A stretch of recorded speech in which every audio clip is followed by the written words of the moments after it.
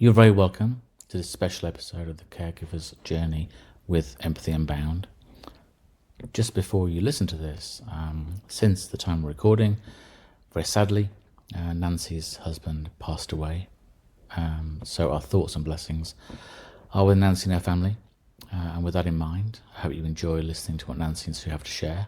It's certainly worth listening to, whether you have experience of dementia or you want to understand more about the topic, or you just want to listen to two really interesting people talking.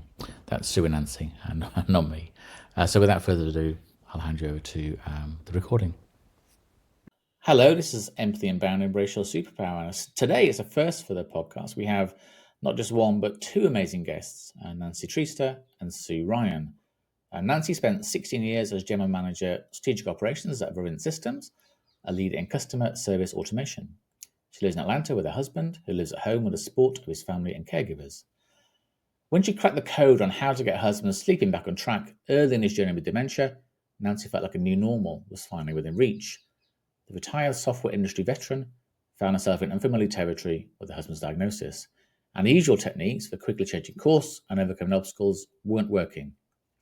As Sue has authored and co-authored 5 bestsellers, created an award-winning online course for caregivers, is a certified hospice volunteer and caregiver advocate.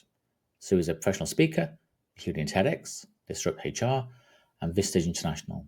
Sue lives in Naples, Florida, where she and her husband made their home until his passing in 2023. Sue and her husband were already several years into his journey with Alzheimer's disease when the pandemic hit in 2020. Given her experience taking care of her father and grandmother who had dementia, she naively thought she was well equipped for this new challenge. Already working as a coach and advocate, Sue dug deep into her wells of support and pulled through learning and sharing as she went. It was her sharing that caught the attention of her peer in the technology world, Nancy. Together, they committed to dedicating themselves and their significant acumen to the task of creating a candid and practical lifeline for caregivers. Thus, the Caregivers Journey was born. There's a huge amount more I could say, but I think the best people to really talk to you are Sue and Nancy. So normally I'd ask about your background, what helped you develop as individuals, but I really want to start with what brought you together. How did you decide to create the Caregivers Journey podcast and platform? But firstly, could you just describe, for those that might not have seen it, what the Caregivers Journey platform is and what's its purpose? Sure.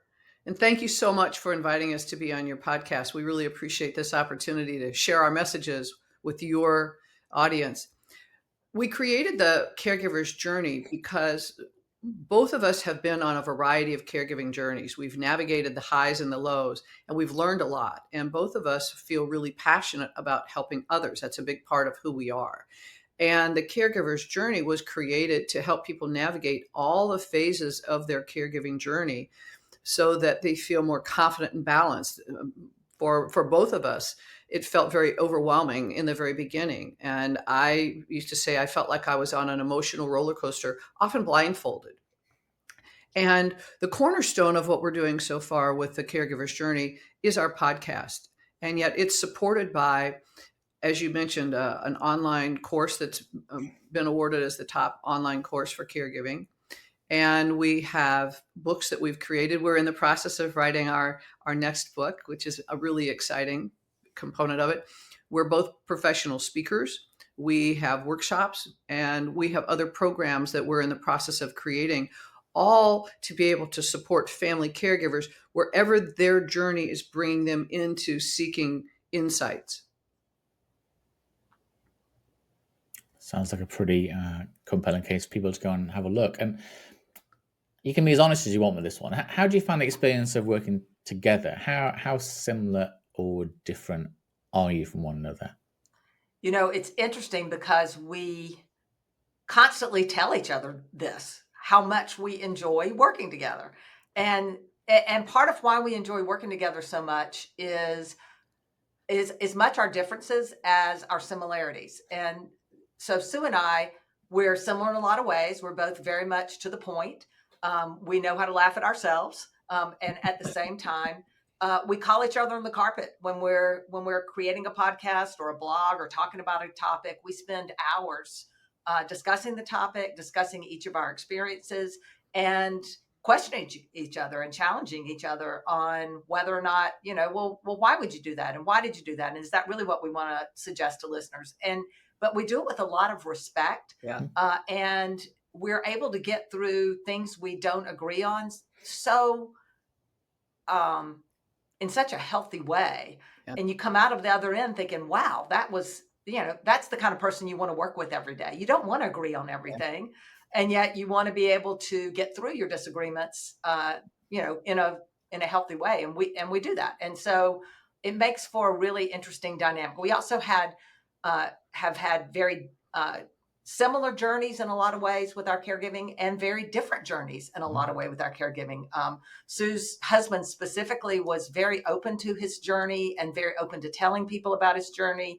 My husband was very close to the vest about it, didn't want anybody to know. So much of our journey started very differently that I think it creates a lens for our listeners with such a variety of suggestions and tips, because they could be anywhere on that continuum from completely open to I'm not telling anybody. And how do we help someone get to the best place they can possibly get to, blending our two experiences together.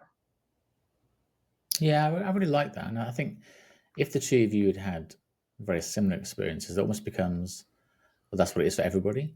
But knowing that you both had very different experiences, or having very different experiences, it just helps the listener understand that actually everybody's journey is different. And we were just saying that it would be nice if it came very nicely packaged up and we knew what the journey was, but we really don't. We sadly know the ultimate destination, but we don't know the journey, the routes it'll take, the diversions it takes. And that's difficult. And we were just saying before we hit record that dementia is such a complicated illness. It's one that we see represented in the media, on television, but everybody's experience is very different. So my mum sadly died last year from dementia, and it wasn't the journey that I expected, if I ever expected one. And I just wondered how you would describe dementia to somebody that hadn't encountered it, if that's possible. It's a great question to ask. It's not a one-sentence answer.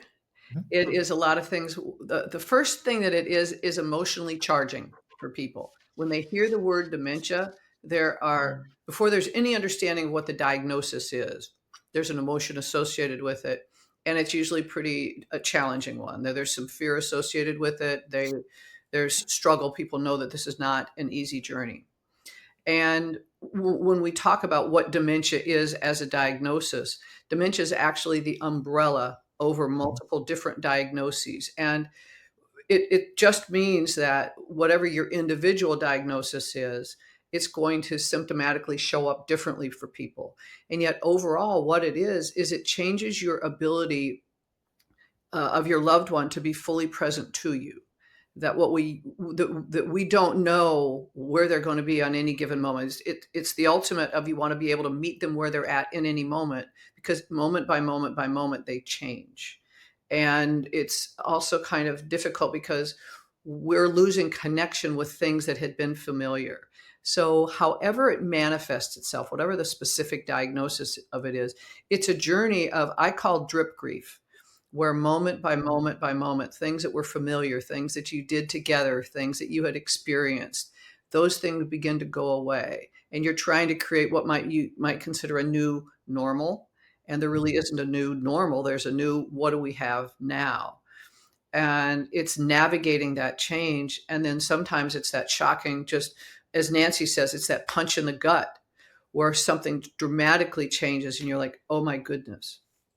And so it's a journey that represents itself very differently to a lot of people in different ways. And it's also one where you as the caregiver have not practiced this before. So it's new to you as well. And so it's something where you're being challenged in ways that you had thought about emotionally and relationally. So it's a lot of different moving parts at one time. So true. Yeah. Sorry. Sue and I are both very fortunate too, because we've been both exposed personally to multiple types of dementia. Yeah. So my husband has frontotemporal dementia. My father-in-law, who also cared for, had Alzheimer's. Sue, quite the opposite, actually. Her father had frontotemporal dementia. Her husband had Alzheimer's. So we've experienced different kinds of dementia.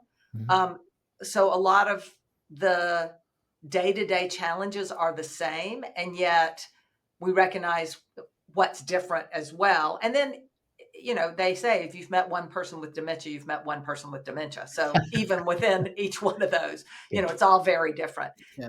And so what we try to do is give as much advice that we believe is common across the board, but also range that advice as best we can, knowing that the circumstance could be anywhere from this extreme to this extreme, and how can we help someone who's trying to navigate this particular topic, no matter where on the extreme they might fall.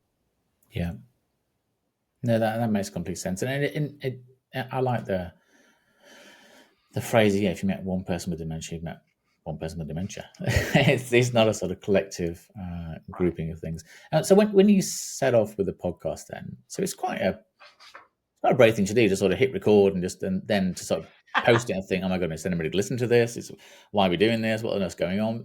Was the main reason behind it the fact that you'd struggle to find information, insight in a, what's the right word, in a consumable form when you experience the dementia yourselves?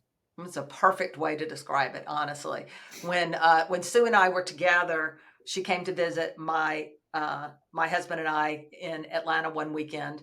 And when she was here, I was discussing my frustration about being able to find practical day-to-day advice.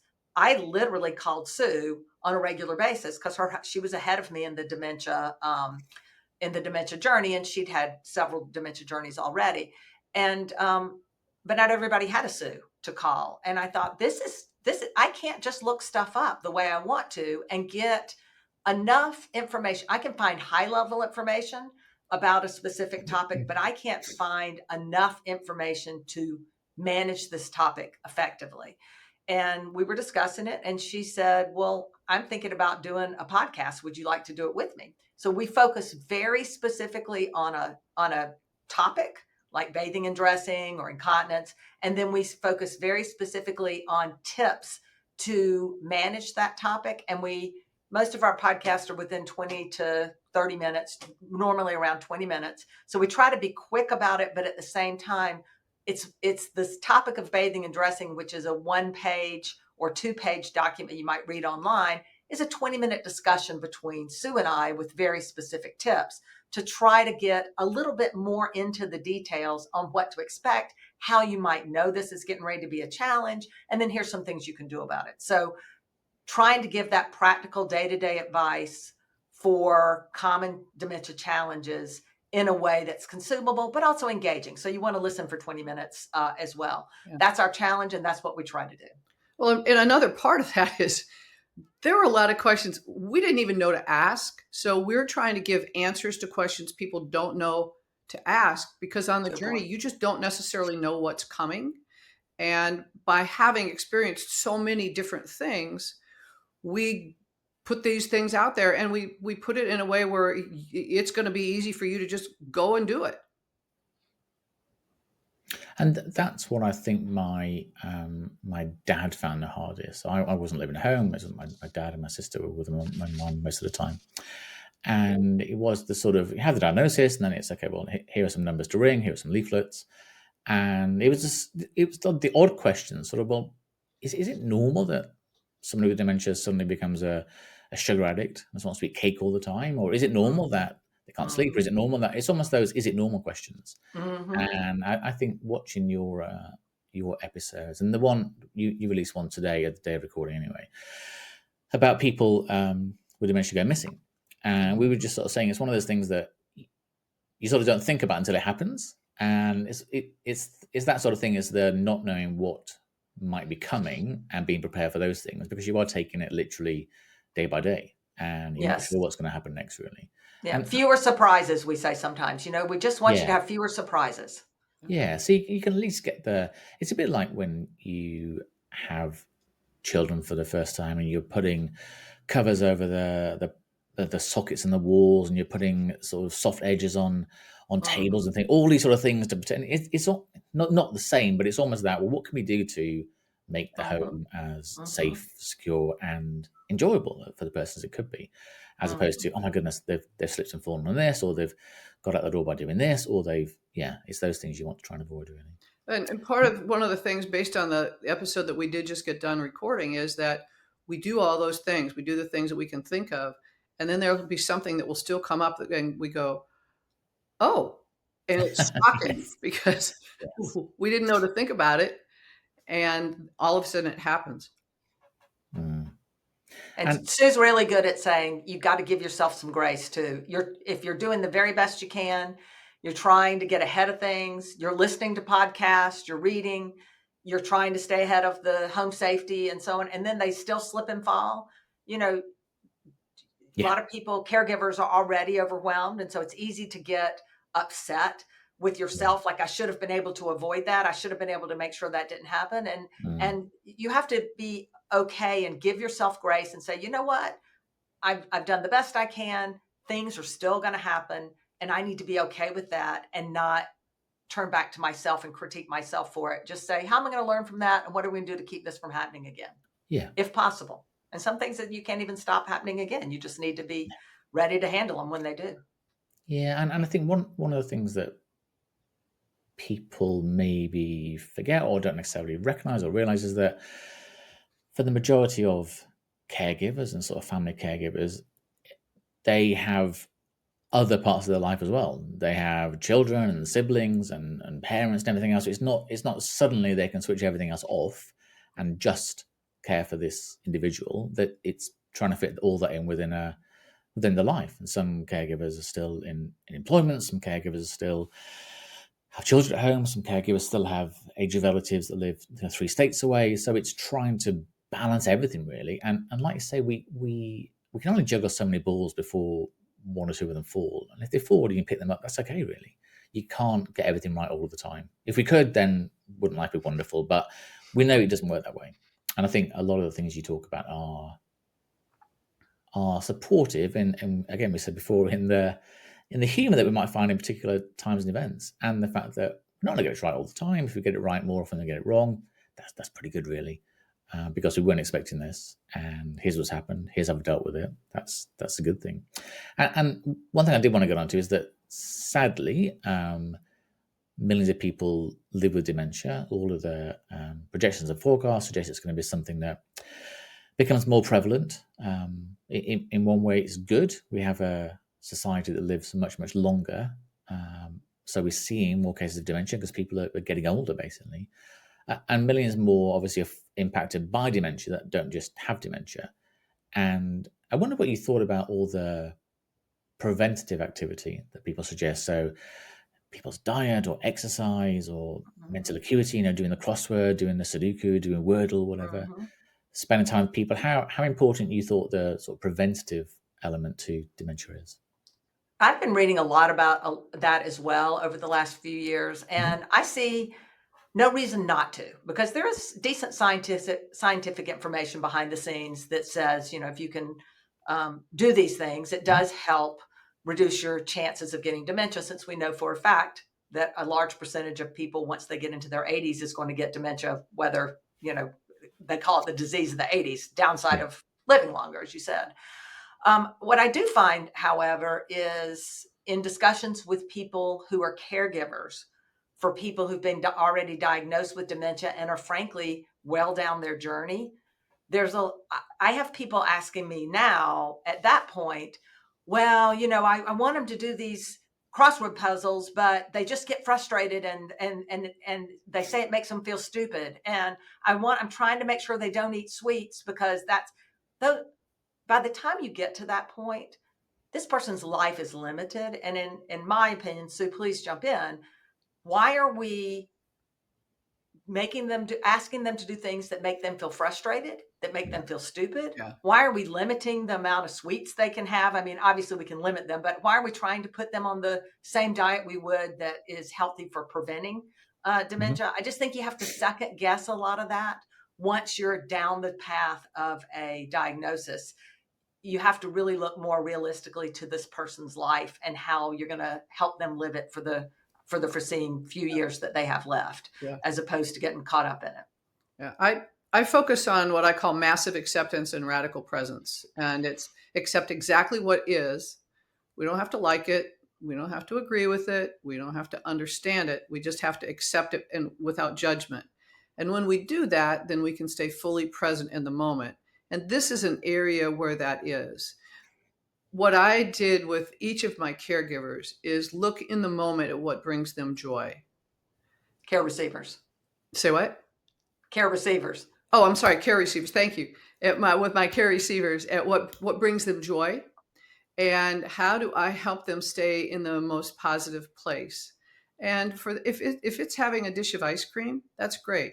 What I will say, when I moved my husband into memory care, I monitored the food he was eating because I was no longer in control of it, because he didn't know what not to eat.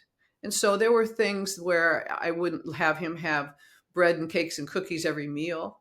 And yet we would have some, and we would have some treats. So we would do things. So things in moderation, that in the moment of their experience, what brings them joy. If having a dish of ice cream brings them joy, that's great. If listening to music brings them joy, that's great. If they don't want to do a crossword puzzle, okay, don't do a crossword puzzle. What brings them joy in this moment? Yeah, and I must say, doing a crossword puzzle brings me no joy. Me neither, by the way. If somebody threw one in front of me and said, "Hey, start doing this," I'd be like, "What?" No, Well, and if it brings them joy, it's bringing me joy. When I was there and they're enjoying something, that brings me joy too. Yeah. And that's being fully present in the moment so that we can enjoy, instead of going, oh my God, they can't do this. No, they're enjoying that moment. Enjoy the moment. Be with them. Because I think most of the things that I sort of read about in terms of preventative activity are generally things that anybody should do anyway. Eat Correct. relatively healthily, exercise if they can, keep your brain active. That's no great surprise. That's the sort of thing we should all do. I should be doing. Everybody should be doing. But I think that one of the dangers, and you've sort of highlighted there, is that people almost reach out for, oh my gosh, this might help reverse things, and that ain't going to happen. So it's a case of we found this in my mom. It's like, oh, really? She had a cake. Yes, she had another cake today. Right. Absolutely, she loved cake. Why on earth not? There's like a few moments of pleasure she's going to get from that. It's not going to change anything ultimately, apart from just saying she can't have it. Why would you do that? It seems inappropriate. One of the things you've been very brave with the podcast is you haven't sugarcoated anything. Talking about cakes, you haven't glossed over anything. So you talked about things that we perhaps wouldn't necessarily talk to our friends about. So incontinence, bathing, dressing, taking away the car keys. I just wondered how you decide what you're going to talk about. Yeah. Nancy and the podcast is Practical Tips and Candid Conversations. And that's who Nancy and I both are. And we had candid conversations and we shared practical tips. And they were the things we wanted, things we wished we had known. And the whole premise behind what we talk about is things we wish we had known, things that we learned that, wow, this would be so helpful to somebody if they knew it. Because what we really want is for everybody, we're on the journey, but how can we make it easier for you so that you can you move from being frightened and overwhelmed to more confident and balanced on your journey. So we don't shy away from anything. And as you can see from some of the podcast episodes, we don't shy away from anything. We did get the podcast that we just recorded yesterday that'll be out and published in a couple of weeks was a email from a listener who said, I enjoyed your episode about this. Have you thought about an episode on this in addition? And I called Sue and said, oh, look at this suggestion we just got from a listener. I think it's a great idea. She said, that's it. So we literally recorded it within a week because it was a really great idea. Yes. We want to get it out there. So also some listener suggestions as well. And we ask listeners to share suggestions. We really want them because we've each got, Nancy's got over 25 years and I've got 40 years. We've had a lot of experiences and we've got lots to share. So we want people to tell us what they'd like to hear about. And I think that's the right way to do it, isn't it? If people want to know things and you can answer it, then absolutely. But one of the episodes I particularly liked, it wasn't necessarily the episode, it was how it made me think, was the one about personal care. So trimming somebody's nails, getting their haircut, doing the toenails, all those sort of things. And I think, okay, that was great. It's all important. But what was really impactful was recognizing that my plan might be to get the person's haircut, cut the fingernails, cut the toenails, everything. In reality, what might happen is I managed to cut 4 fingernails, and that's okay. That the Mhm. fact that I didn't manage to do all of those things Right. is okay. I think it's that accepting that no matter the best laid plans of men and mice, as they say, doesn't always happen. I can always come back and do the toenails the next day. So I That really was like revol that episode. I that really was like that. revolutionary for me, Andrew, when I Mhm. called Sue one day and I'm like, "I'm really struggling with getting his fingernails cut." She's, "Well, are you trying to cut them all at one time?" And I'm like, "Well, of course." Yeah, And she said absolutely. she's like, "Well, just do one, and if you get another one done later today, that's good, and if it's tomorrow, that's okay too." And I was like, "Oh, well, that's a really good idea." And having permission not to finish was awesome. It really did change my whole perspective on personal care. Yeah. No, I thought that was, and it's almost that sort of statement that time is just different. What would take us 30 seconds to do to Mhm. ourselves might take 3 days to do to somebody else, but that's okay. Mhm. You get the same Mhm. result ultimately, but it's three Mhm. days or 3 hours. It doesn't really matter really. Well, Mhm. one of the things that I thought when listening to and watching you guys on the podcast is about what the podcast could be in the future. And whether you thought about it or not, it does come across as something that would work very, very well in a live setting, almost having a live event or a conference or getting people together to talk about. I just wondered what you thought the podcast might grow into and what you think the future might hold. So you want to take the workshop concept because that's yours. It's a good one. Yes, Nancy and I were having a conversation, and the foundation of our journeys is very similar. And yet, how we have lived them has some differences in it. Mhm. And I had this idea of a workshop where we help people talk about care when you're at home and in the beginning. Then, when it comes toward that decision that most of us will have, is am I going to keep my loved one at home? Or am I going to move my loved one into a care community? And what that looks like and how you would navigate that. And both Nancy and I have had those conversations. We've gone through the discussions. Her husband is still living at home with her, and her dad lived at home. We moved both my husband and my dad into a care community. My grandmother we kept at home. So I've navigated both, and Nancy's navigated the conversations with him. So we're going to create a workshop that talks about the journey, how you look at the journey, the questions you ask, and how you get right with yourself, and how you determine what the best next direction is. And we're going to do that as workshops that we can have virtually and also do in person. And the thinking is have a matching podcast. So we'd have a podcast that covers it at a high level, and Mhm. then a workshop that you could go to that walks you through in a much more detail. So that's kind of the thinking right now is virtual workshop and podcasts together, not on every topic, but on some Yeah. topics such as should you send put someone in a care community or should you keep them at home is a good Mm. example. That's the one we'll probably do first. Mhm. And then another area is for the majority of my years as a caregiver, I was also a business professional, as has Nancy been. And it's navigating both being a business professional and being a caregiver. And I speak on that. I help businesses recognize caregiving and the impacts of caregiving in the business and helping businesses and family caregivers thrive. And so that's a lens that we also have into Mhm. being able to support this very important area of caregiving and business.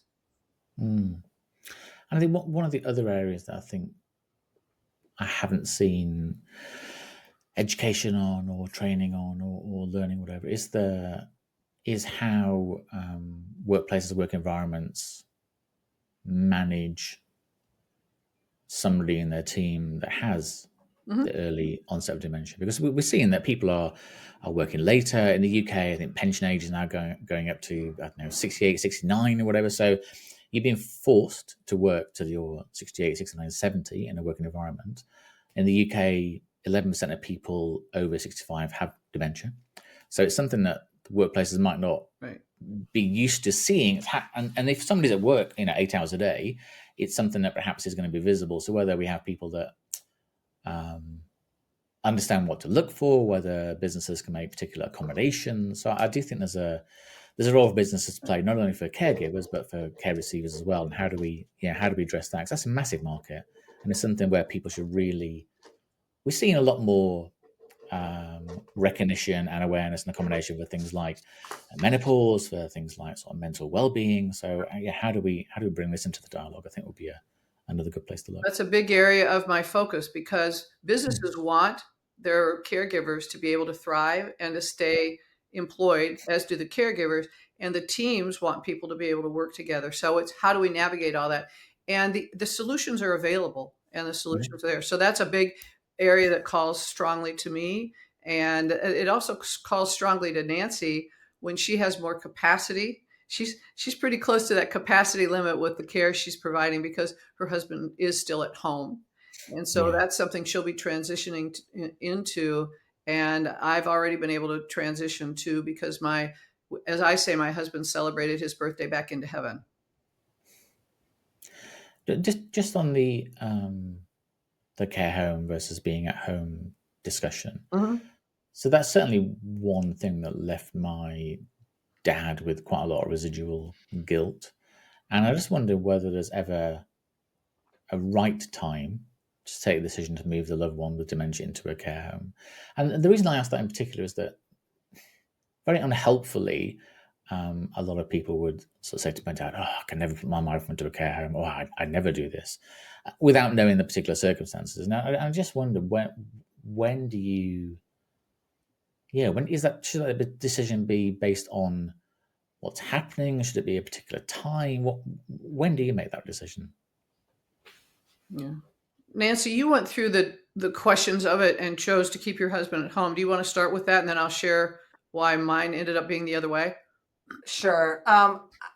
For me, there was a definite time. I think it's more based on what's happening at home, Yeah, and the caregiver's ability to handle what's happening at home. And so there was definitely a time, and we know that behavior issues are common with dementia, where people get very agitated. They start sundowning. It can get very difficult, hmm, and and incontinence as well. I would say when incontinence starts, those are two inflection points. Behavior issues and incontinence, and probably sleep issues is probably the third one. But those yeah, are things that are exhausting for caregivers to deal with. And so each one of those you are inflection points, and you have to work through whether this is something that, as you try to work through the issue at home with the help of the doctor, can you still manage to create the best environment for your care receiver by keeping them at home, or would they be either safer or happier with in a different environment? Would it be a better environment for them? So I like to look through the lens of the care receiver hmm, and say what's best for them. And if you can, and it helps with the guilt, I think, if the answer is it's best for them to be in a care community, then you've made the decision for them and not for yourself. And that helps, I think. Although, there's also, my father-in-law was 90 with Alzheimer's. My mother-in-law is 90 helping take care of my father-in-law. We had some part-time caregivers, but there was a point, he ended up passing away really from old age instead of yeah, Alzheimer's. But there was a point where I thought, she's just not going to be able to handle this. And he's going to end up having to be in a different environment. That's the only thing we're going to be able to do. Now, we mm, didn't have to get to that point, but there was a point where it was just not practical for her to manage it as well. Yeah. Anyway, so your experience. Mine is complementary to Nancy's. However, the other lens that I really look strongly at is it's so easy for us when we become a caregiver to focus on all of our decisions being for the care receiver and what's the best for them. And then we don't prioritize ourselves. This is a journey of both of us and families. This is really a collective journey. When I was looking at the right choice for my husband, and my dad's experience was a little different, so I won't share that. But with my husband, toward Nancy's point, I had the sheet that I put together of what are the things that are best for him. He's a very social person, a lot of activity. It's hard for me to get that much activity in the home for his stimulation. He was very active like that. He's a bigger gentleman than I am. And so I knew that if he fell, I could not get him up. I would have to have somebody there. I would have to have help. So I was going to have help no matter what. He also had what I call dementia moments, where he did not know where he was. Mm-hmm. He did not know who he was. And there were a couple of times where it was scary because he was the kindest, nicest gentleman you would ever meet. When he was in the dementia moment, that was not who he was. He didn't know. So there was a chance that while he would never, ever, ever want to do anything to hurt me, that he could hurt me. We also, the way that our home is constructed, in order to get in and out, we're in a condo on the second floor and you go up the stairs, or we've got an elevator, but still you've got to be mobile in doing those things. That I recognize that our physical environment, I would have to move us somewhere else to keep him in the safest environment. And when I went through those scenarios and my being able to get sleep or to get rest and all the different pieces that were part of it, I helped him with the shower. I would shower when he showered so that he could get a shower, all those things. I recognized the safest and wisest choice for him and for me was that we move him into a community. And then I looked at communities based on what filled him with joy. Mm-hmm. Not what the pictures on the wall were or anything like that, but what called to him. What's Andrew, let me add, what's very unfortunate as well is so many people in the world can't afford a care community. Yeah. And, they don't have a choice but to keep their loved one at home. And so when Sue and I focus on the caregiver's journey and the resources that we provide, we're conscious of the fact that there's a lot of people out there that are on this journey as a caregiver with their family and friends only. Mm-hmm. And so a lot of the resources we have are really just to help because they don't have a choice. No. They can't afford it. And, that's an unfortunate reality.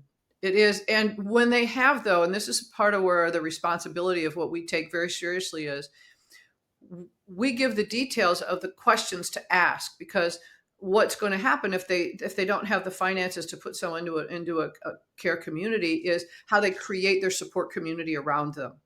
Mm-hmm. They get family, they get other people to create that support community that will put their care receiver in the best position and also put them in the best position. This really is a journey. It's not an either or, it's a both and. And I think that's really powerful for people to remember and recognize the journey for both caregiver and care receiver. And it's not just about the person that has dementia, it's about the people that are around them as well. I totally agree. And it's very much the same in the UK. The costs of care homes are so prohibitive. It's a very, very limited number of people that can access them. The rules about getting into them are very complicated things. So it is more and more, I think people are going to be caring for this situation at home, and the network you have around you at home is going to be ever more important. You made a comment. May I add something to one of the comments you made? Pretty mm-hmm. Please. You talked about guilt, and we hear that word so often. And for the years that I have been talking about caregiving and talking with people, they will often say, I feel so guilty. And I say guilt is a wasted emotion that adds no value. And it's because we're not processing the correct emotion for what it is. For example, someone invites us to lunch and we'll say, oh, I feel so guilty. My loved one can't go out. I'm not going to do that. And yet you've done nothing wrong. When you look up guilty in the dictionary, you physically have done something wrong. We tend to, in this journey, because we didn't go to school for it, people didn't teach us about it, we tend to take on the wrong emotion for some things. You're sad that your loved one can't go to lunch with you. That doesn't mean that you don't get someone to come and share some time with them so that you could go to lunch with someone. You feel guilty that you might even think about putting your loved one into a care community. And yet, where is your health? When we don't practice self-care, when we push all of our things over because we're feeling guilty that our loved one doesn't have something, we're not caring for ourselves, and we're going to make ourselves sick. And we also don't have the clearest lens to provide them the best kind of care that supports them. And so I encourage people to evaluate when they use the word or the phrase, I feel so guilty, is to explore what really is the correct emotion and how do they really feel and what would move them forward. Mm-hmm. Now, I think the piece about making sure the caregiver looks after themselves is something that is underrepresented. I mean, I know, sort of from a sample size of one from my dad. By the end, before Mum went to the care home, he was sort of getting up 7, 8, 9 times a night, and then he obviously couldn't then sleep when he went back to bed, and then not being able to leave the home without Mum, or not being able to go out when she was there, and not being able to have any help with any of the sort of household activities and things. It becomes just physically exhausting, and then the more and more exhausted you are as a caregiver, the less and less care you can give to the recipient. So no matter how much you might want to help them, you're just exhausted. And I think, as you say, it comes a point where not only where you are as a care recipient, but where you are in that caregiving journey as well. And sometimes you get to the point where you think, well, I can't do any more. I cannot physically do any more than I'm doing now, and I know that's not enough. So as you said, it's knowing what's right for the care recipient and doing it doing it regardless of what your friends or peers or colleagues might say they might do. I think nobody knows until you're in that situation. So I totally agree. One of the things that I know we did find quite hard, and maybe it's the same for other people, is hard to know what to say to my mum's grandchildren. I'm sure some other people's great grandchildren, when they notice that their grandmom or their grandma is sort of changing and is a bit different than they were last time they saw them. Because they might only see them, in our case, every couple of months or every few months, or Thanksgiving or Christmas or whatever, big events. Gosh, they're quite different. They don't seem to remember what I talked to them about last time. It's how you explain to young children what's happening. And I just wondered what your sort of thoughts were on that. Yeah. When we had those kinds of conversations, and we had a number of those, we are very fortunate. My husband and I had 5 grandchildren and 3 great grandchildren. And so those conversations were coming up when Pop was what he was called, when Pop was changing. And we would talk about Pop loves you very much. And we would talk about how Pop loves you. And we would explain that Pop has a sickness, like when they get a cold. And his sickness is something that changes the way he sees things, and it changes the way he understands things. And what we talked about with them is we met them where they were, what age they were. They also, something in very young children, they'll have a moment of the experience and then it kind of goes away. So what we wanted them to do was to be at peace with where they were in that moment, to be okay with it. And we did the same thing with adults, because there were a number of people who had known our loved ones is the way they were when they were healthy and vibrant. And now that they're not the same way, they're not sure how to talk to them. They're uncomfortable being around them. And so it's really across all of the generations of meeting them where they're at. And what I did is very much be permission oriented. It's okay to not be okay. It's okay. Pop's different. And it's okay, and talk to me about it. Tell me what you're thinking and tell me what you're seeing. And let's go, let's kind of work with that. And it's the same thing with the adults. And then give them permission. If they're not comfortable being around them, we love them. It's okay. Give them permission not to be okay and to know that they're loved and they're accepted. Nancy, I know you've experienced that as well. Well, Sue's taught me a lot about this, because I don't have the patience she does. I don't have any grandchildren or young children, but when it comes to other adults, what I've learned from Sue that I try to implement is to not be judgmental of those friends or family members who are no longer comfortable being around my husband, and to let them not be okay, and to let them have their own emotions, and to be okay with the fact that they're not okay with it, and to just let go of it.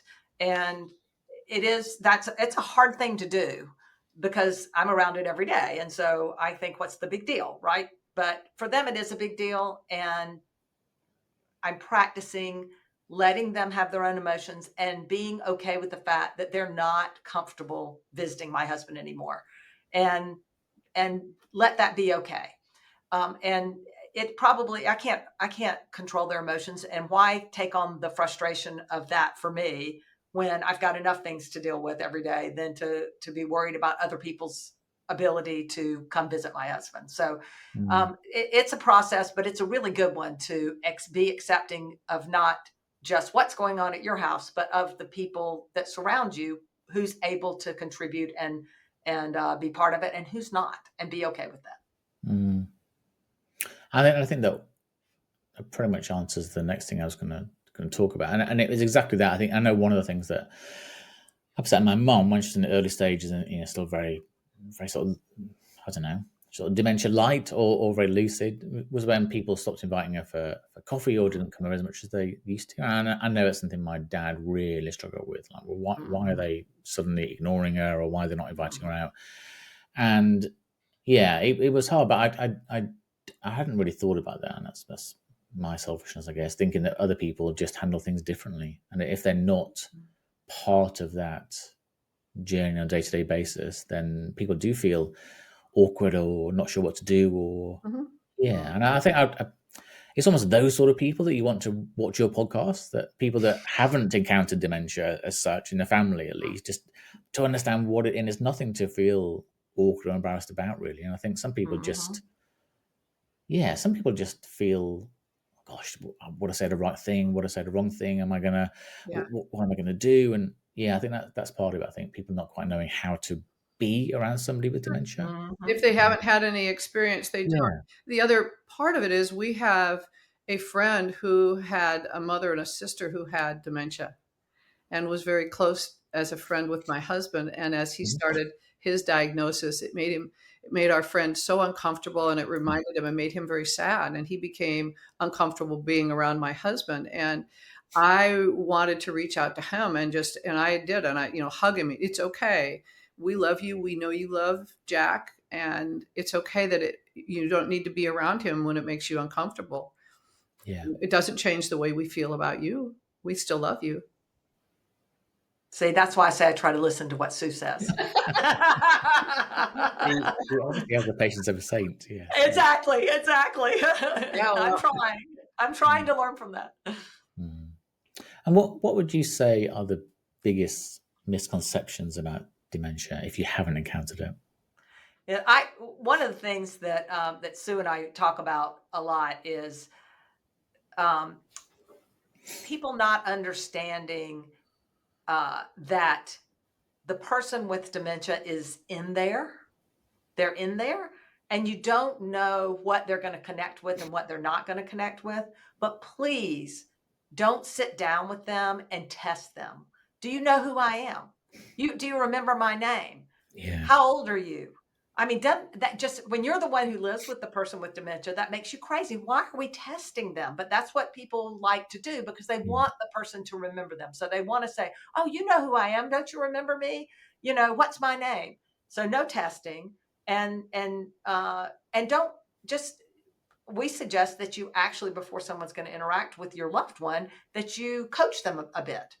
Don't say, remember when we used to do X, Y, and Z. Don't say remember. If the word remember comes out of your mouth, then pull it back. Yeah.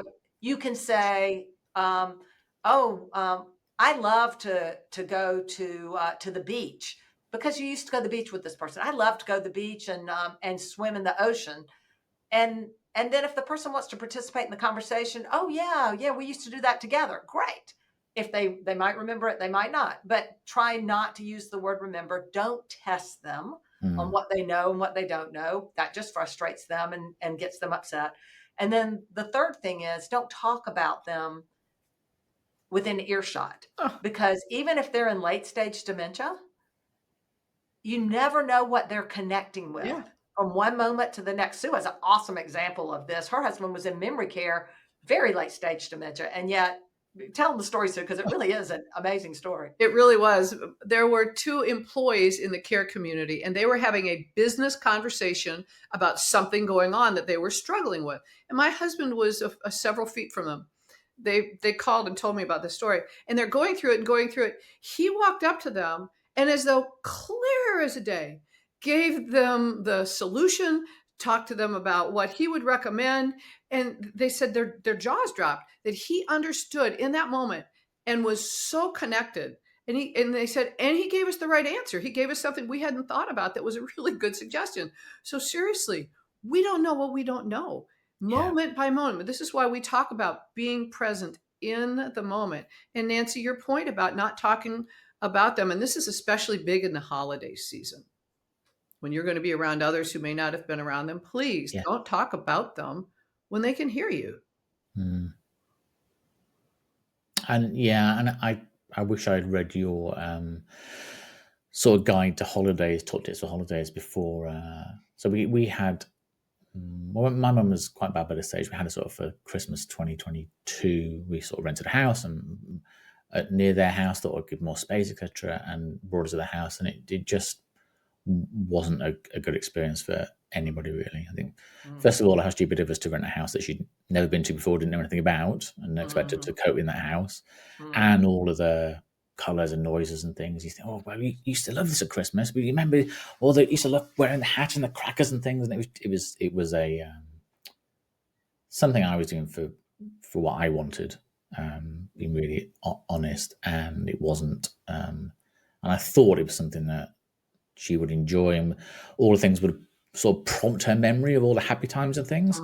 Just didn't. So I think after about 5-6 hours, sort of Dad took her home, and she was much more comfortable there. But I think that guide to the holidays that we talked a little bit before we started about the traveling to places, etc. And it's almost that you've almost got to do one too many before you know you've done one too many. If that makes That's sense. exactly right. I wish we'd had that language yesterday when we were recording the traveling one.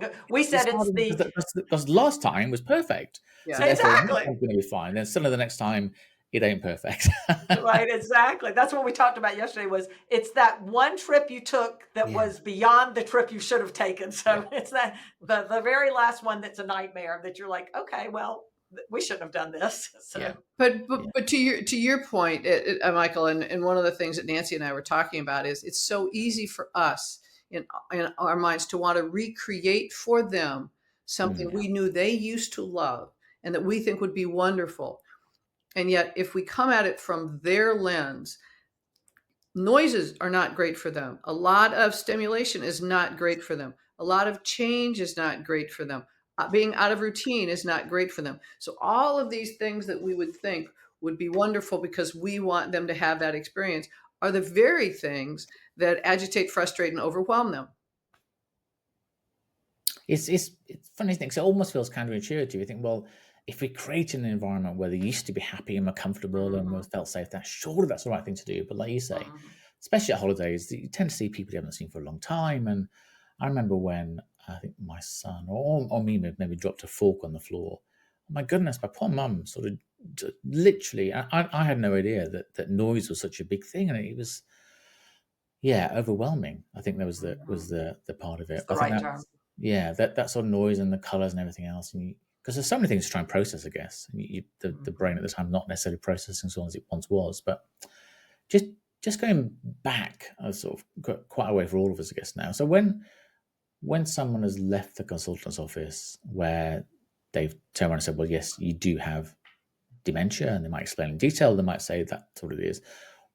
Well, often at that stage, certainly in the UK, that's pretty much it, really. It's sort of, you get, it's not like, well, you got cancer and we'll do this and we'll do this. And it's like, you've got dementia. Once a person, the person with dementia, the caregiver or the partner, the husband, the wife, whatever, has heard that and they've sort of had a coffee and thought about it a little bit, what are the steps the person and the family should take next? So once you've had that first diagnosis, what should you do? Yeah, and just so you'll know, in the U.S., it's no different. Okay. You go to the neurologist, you get your diagnosis, and then it's like they'll deal with your medication challenges, but none of your home care or caregiver daily assisted daily living activities. No.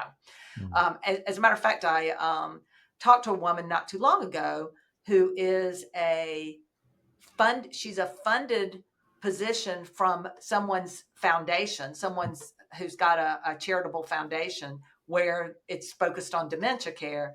And she is the liaison between a group of physicians, neurologists in North Georgia, here in the US, and families that have been diagnosed with dementia to help them, point them to the resources that they need to sort through what's getting ready to happen and what do I need to prepare for.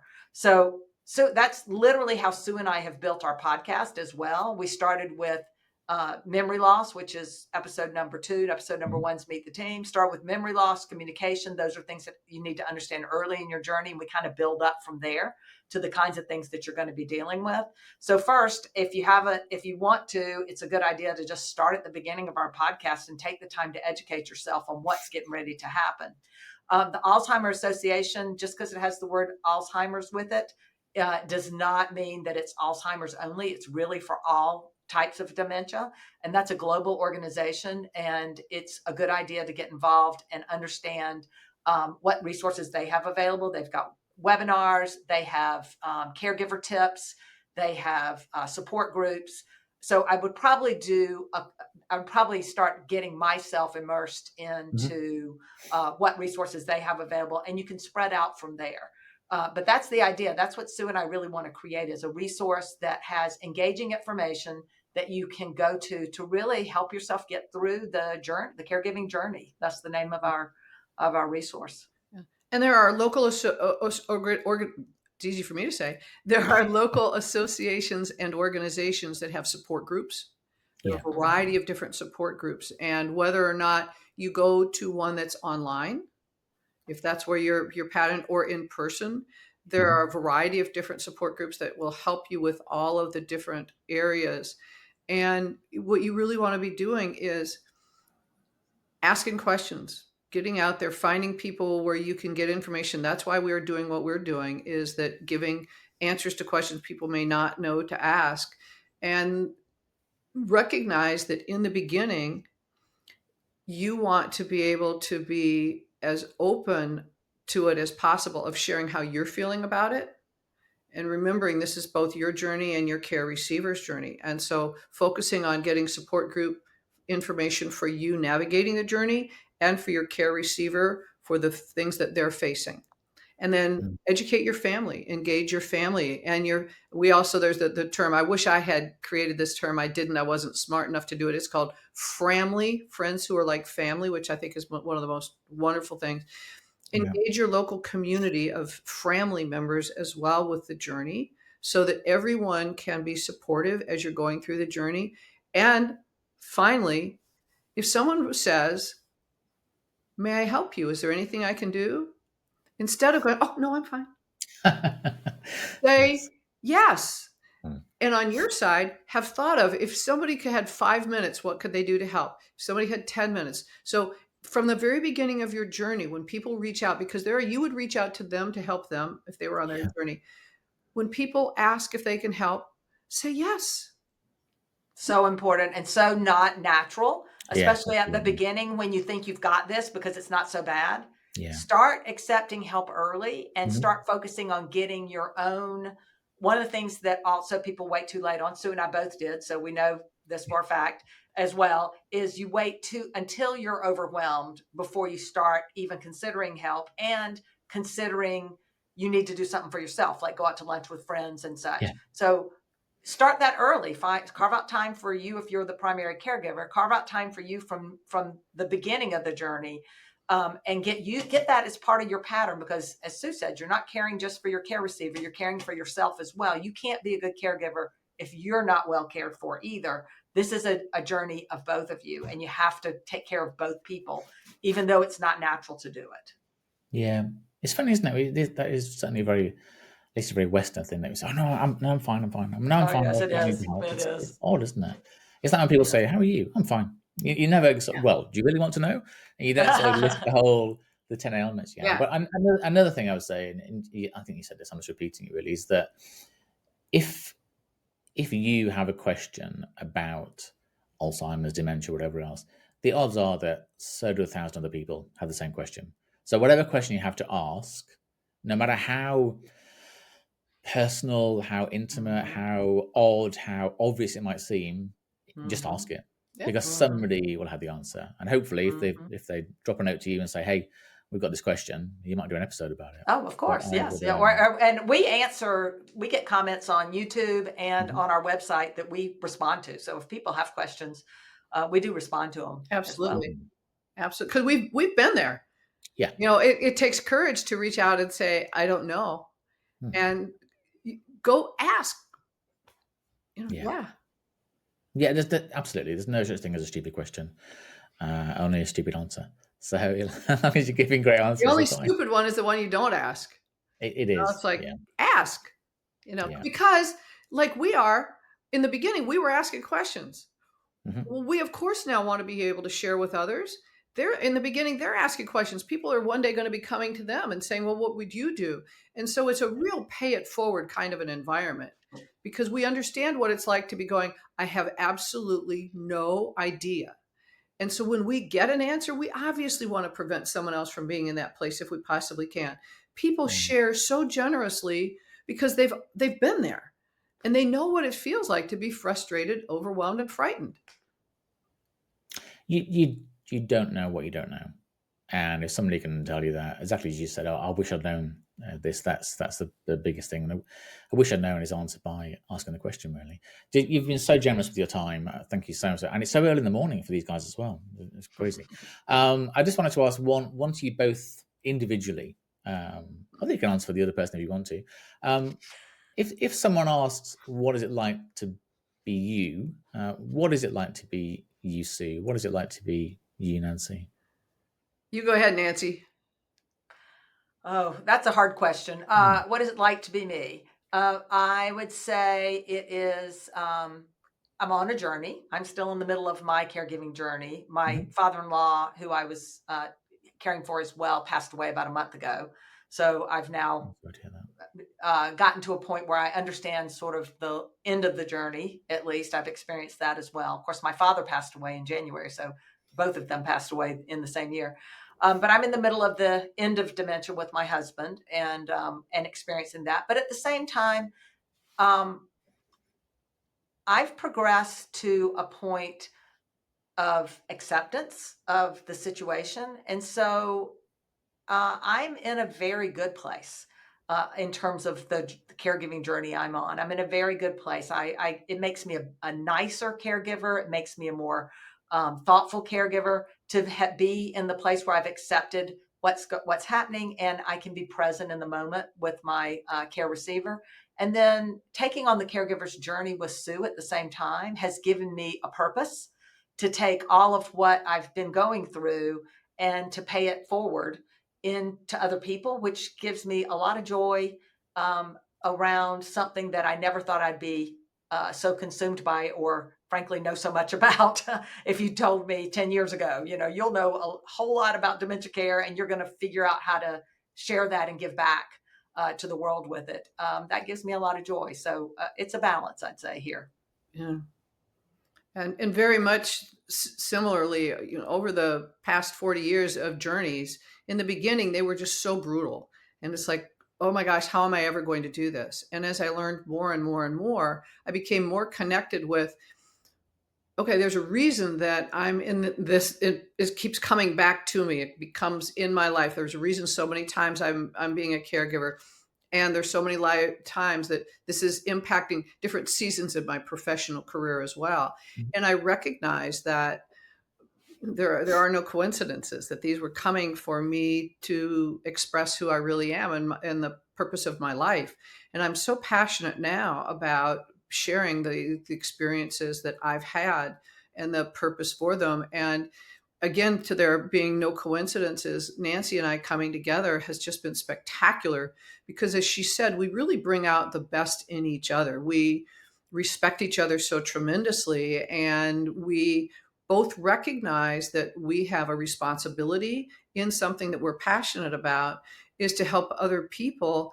And yet we've been equipped with how to be communicators, how to understand the different journeys, how to be empathetic to where people are, how to navigate being a business professional, being a caregiver, and having a family. And so all of those components of it come together.